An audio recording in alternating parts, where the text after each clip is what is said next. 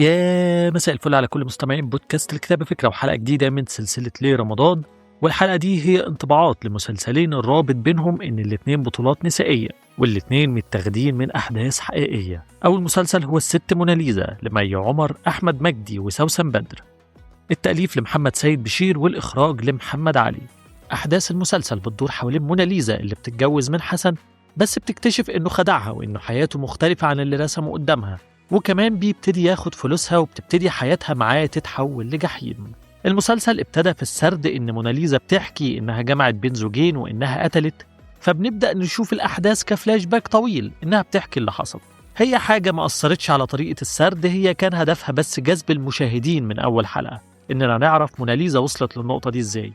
المسلسل ابتدى كويس أول حلقتين، لكن بعد كده بعد ما عرفنا حقيقة شخصية حسن وعيلته لقينا نفسنا بنلف في لوب مش بتخلص. حسن وعيلته يظلموا موناليزا أو ياخدوا فلوسها فتعيط وتقول هسيب البيت، وبعدين حسن يضحك عليها بكلمتين وبكدبة جديدة فتقعد، لحد ما يحصل موقف تاني فتعيط وتقول هتسيب البيت فيضحك عليها تاني، وهكذا. فضلنا فترة طويلة الأحداث ماشية بالسيكونس ده، موقف جديد وهي بتحاول تبعد بس بيضحك عليها تاني. الفكرة ان انا كنت في الاول بقول مستحيل واحدة تنفصل عن اهلها كده، بس انا سمعت قصص حقيقية بتقول ان ده بيحصل فعلا، وان في بنات اما بتتجوز جوزها بيفصلها عن اهلها زي ما حصل في المسلسل. فحسيت انها منطقية وبالتالي خلاص تعدي، خصوصا ان المسلسل متاخد من احداث حقيقية زي ما تقال. بس هو الاحداث الحقيقية اللي متاخد منها المسلسل ما حصلتش بالشكل ده، غير في نقطة انها بعدت عن اهلها.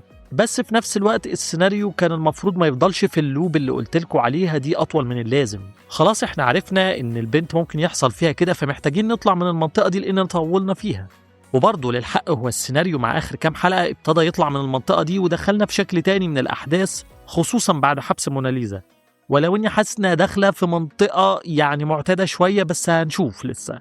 مشكلتي مع شخصيات المسلسل رغم جودة التمثيل من الكل هي إن كل الشخصيات أحادية، يا طيب قوي لدرجة الهبل يا شرير لدرجة الشيطنة. مفيش شخصية حسيتها عادية باستثناء أخت موناليزا، الوحيدة اللي ظهر منها في الأول جانب طيبة مع أختها وبعد كده تحولت لأسوأ، وبرضه كان التحول ده مش مبرر قوي لأنه تحول كامل، وحتى تصرفات الشخصية مش منطقية، إنها تفضل تتهم أختها إنها باعتهم وإنها السبب في موت أمها مع إنها عرفت اللي حصل لها، بس هي وصلت لترباس الدماغ مش مفهومة عشان بس تبقى كل الدنيا جاية على موناليزا بطلة المسلسل. تصرفات الشخصيات الشريرة حتى من كتر ما هي شريرة قوي وصلت لمرحلة عدم منطقية، إن شخصيات شريرة يتقتل من وسطهم حد بس هم علشان أشرار قوي فعادي يكملوا حياتهم ولا كأن حاجة حصلت. طب نتأثر شوية يعني يبان أي حاجة، لا إحنا أشرار هنفضل أشرار كده على طول. أنا فاهم إن في ناس بيبقى شرهم عميهم، بس بيبقى في منطق لتصرفاتهم واللي بيحركهم.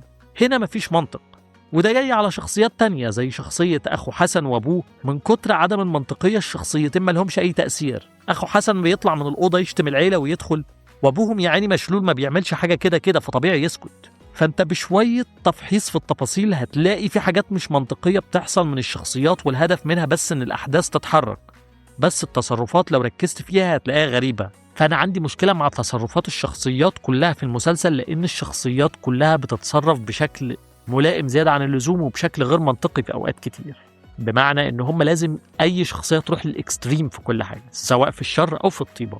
برضو الحوار بيعاني من المونولوجات الطويلة اللي بتتقال على لسان أي شخصية، بالذات شخصية موناليزا، لدرجة إن شخصية موناليزا في أكتر من مرة بتحكي اللي حصل بمونولوج طويل، بتحكي اللي احنا أصلا شفناه. بتحكي حاجات مختلفة بس كلها حاجات بنبقى شفناها وبتقعد تحكيها بتفاصيل طويلة كأننا الكلام ده ما عداش علينا أصلا.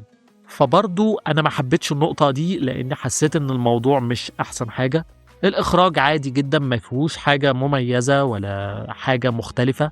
شخصية حسن اللي عاملها أحمد مجدي زي ما قلت هي رايحة للإكستريم قوي قوي في الشر. واضح إن أحمد مجدي من كتر ما الناس حبسته قوي في شخصية الراجل الطيب اللذيذ بقاله فترة طويلة حابب شخصية الراجل التوكسيك وعمال يعملها بشكل متكرر، مع إنه عاملها حلو بصراحة مش هقدر أنكر ده، لكن حاسس إن هو محتاج يطلع من المنطقة دي شوية. على العموم هو المسلسل بشكل عام حتى الآن مسلسل متوسط، ما اقدرش اقول ان انت فايتك حاجة لو ما بتتفرجش عليه، ولسه هنشوف الحلقات اللي جاية هيطلع منها ايه. بس هو حتى الآن انا شايف ان اللي هيجي في الحلقات اللي جاية هو حاجات متوقعة جدا. انا متوقع اللي هيحصل بعد كده، مش هتكلم فيه بس خلينا نشوف اللي جاي وخلاص. المسلسل الثاني اللي من بطولة نسائية هو مسلسل مناعة لهند صبري، رياض الخولي، أحمد خالد صالح. القصة لعباس أبو الحسن، والسيناريو لعمرو الدالي، الإخراج لحسين المنباوي. أحداث المسلسل بتدور في الثمانينات حوالين غرام اللي بتعيش مع جوزها في البطنية وهو شغال مع تاجر مخدرات، بس بعد موته بتلاقي نفسها مضطرة إن هي كمان تتاجر في المخدرات علشان تلاقي فلوس تربي أولادها. وبنشوف رحلة صعودها من تاجرة صغيرة لواحدة من تجار المخدرات الكبار. القصة متاخدة من أحداث حقيقية لتاجرة مخدرات حقيقية اتعرفت باسم مناعة. القصة الحقيقية مختلفة برضو عن اللي اتقدم، بس في خطوط رئيسية متشابهة، زي إنها ابتدت تبقى تاجرة مخدرات بالصدفة بسبب برضو تقريبا إن جوزها توفى. المسلسل أول حلقتين ابتدى بتقديم العالم والشخصيات بشكل كويس، والسيناريو مشي بمنحنى تصاعدي اداك تفسير إزاي غرام قررت إنها تمشي في سكة المخدرات، وده اتعمل حلو. بس احنا من الحلقة الثالثة للسابعة تقريبا مش بنشوف حاجة جديدة متقدمة في الأحداث. كل اللي بنشوفه ازاي غرام بتبدأ تجارة المخدرات وايه المشاكل اللي بتواجهها وازاي بتعدي كل مشكلة وازاي بتحاول انها تعمل ليها اعوان عشان يساعدوها. طبعا كده حد هيقول لي طب ما هي احداث، هي انت عايز ايه تاني؟ بس في الحقيقة هي دي خطوط بتحصل بشكل هادي قوي ومتباعد جدا وما بتاخدش وقت. يعني هي في 4 مشاهد بس عملت اعوان، يعني مفيش اسهل من كده. فده اللي بتكلم عنه، ان رتم تصاعد الاحداث بطيء شوية وفي لاينات مكررة محطوطة، زي لاين الضابط اللي عايز ينهي تجارة المخدرات في البطنية وإنه مش مهتم بعيلته، والكليشيهات بتاعت جملة أنت بتهتم بشغلك والكلام ده، ولاين إن في رجالة كتيرة لازم تحب غرام. هم الحمد لله ما كتروش عن 2 لحد دلوقتي، بس ده لاين مكرر في التيمة دي، إن المعلم الكبير يبقى لازم عاوز يتجوزها. المسلسل كنت منتظر منه أفضل من كده كأحداث، فأتمنى إنه يتطور، لأن أنا تحمست لوجود عباس أبو الحسن للكتابة، بس لقيت إن إحنا زي ما نكون بنحاول نبني عالم إبراهيم الأبيض لكن بشكل أقل بكتير بكتير جدا. الأحداث زي ما تكون معانا مش كفاية إن إحنا نعمل مسلسل 15 حلقة، فبالتالي شايف إن إحنا في أوقات كتير بنطول، ما بندخلش في الموضوع على طول، بنتحرك ببطء شديد جدا، فده مخليني محبط شوية من المسلسل لحد دلوقتي. أما بالنسبة للأداءات التمثيلية فهي حلوة، بس محتاجة إنها تبقى مدعومة بأحداث عشان نقدر نشوف تطور الأداءات وتطور الشخصيات أكتر. في شخصيات اتطورت من بداية الحلقات، فدي حاجة إيجابية ومبشرة، بس التطورات دي ضعيفة قوي، بطيئة جدا جدا جدا، مش تطورات بالشكل اللي ممكن تتخيله.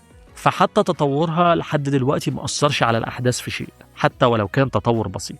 مسلسل مناعة بالنسبة لي لحد دلوقتي هو فرصة مهدرة، كنت منتظر منه ما هو أفضل، خصوصا إن إحنا الأعمال اللي بتتكلم عن تاجر مخدرات والكلام ده كله عملناها كتير قوي قوي، التيمة دي اتعملت كتير قوي، فكان المسلسل محتاج إن هو يعملها بطريقة تخليه يجذب الانتباه ويشد، لكن حتى الآن هو ما عملش المنتظر منه، ما عملش اللي كانت الناس بمعنى أدق متوقعة منه. خصوصا الناس كانت مستنيه رجوع هند صبري للدراما الرمضانيه هيبقى شكله عامل ازاي، والناس كانت مستنيه تشوف عباس ابو الحسن هيكون كاتب المسلسل ازاي. هو معاه حد بيكتب السيناريو اللي هو عمرو الدالي، بس قلنا ان عباس ابو الحسن بصمته هتبقى واضحه زي ما كانت واضحه في ابراهيم الابيض بشكل رائع. لكن هنا لحد دلوقتي احنا ما شفناش الموضوع بالشكل اللي انا كنت منتظره ولا اللي كانت الناس كلها منتظراه. بشكل عام برضو المسلسل متوسط، ممكن يبقى اقل من المتوسط كمان، لأن المسلسل بشكل عام مش جاذب جدا للانتباه، لكن لو حصل فيه تطورات في الأحداث أكيد هكلمكم عنها في الحلقات اللي جاية.